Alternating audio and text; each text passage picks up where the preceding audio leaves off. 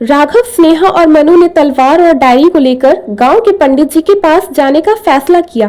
पंडित जी महल के इतिहास के बारे में जानते थे और उन्होंने सुन रखा था कि रानी की मौत के बाद महल पर एक श्राप लग गया था।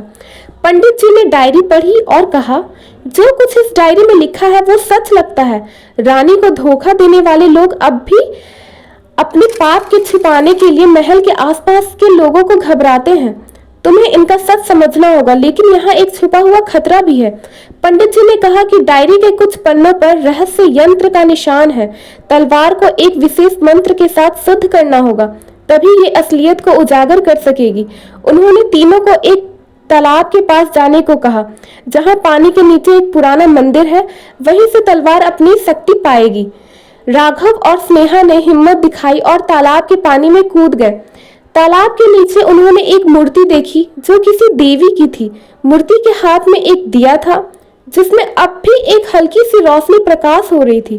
उस मूर्ति के पास एक पत्थर का बॉक्स था जिसमें एक और छोटी तलवार थी। जैसे ही उन्होंने बॉक्स खोला, उनके आसपास का पानी तेज हो गया और उनका सांस लेना मुश्किल हो गया। मनु ने उन्हें रोप की मदद से बाहर निकाला। बॉक्स के अंदर की तलवार एक अनजानी स्क्रिप्ट में लिखी हुई थी। पंडित जी ने बताया कि ये तलवार सत्य और पाप दोनों को छिपाने वाली तलवार है। सच्चाई का उजागर। डायरी और तलवार लेकर तीनों गांव के मुखिया के पास गए, जो महल के पुराने राजा के वंशज थे। जब मुखिया ने डायरी और तलवार देखी तो उनका चेहरा पीला पड़ गया। उन्होंने मना कर दिया कि उनका महल के राज से कोई लेना देना है, लेकिन तभी तलवार के ऊपर एक खून का निशान दिखने लगा और डायरी के शब्द चमकने लगे।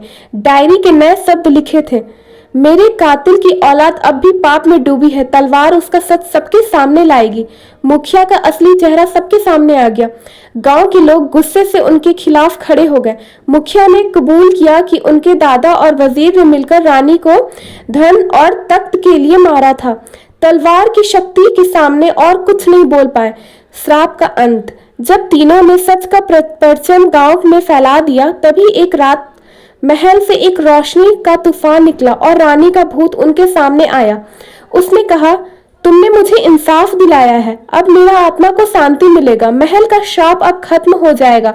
तुम सबको मेरा आशीर्वाद मिलेगा। राघव, स्नेहा और मनु ने एक बड़ी मुसीबत से अपने गांव को बचा लिया। महल अब एक सुनहरा मंदिर बन गया, जहां लोग रानी की कहानी सुनने और सीखने के लिए आने लगे। कैसा लगा आपको ये स्टोरी? अगर आपको अच्छा लगा तो प्लीज़ मेरे चैनल को सब्सक्राइब करें। Thank you.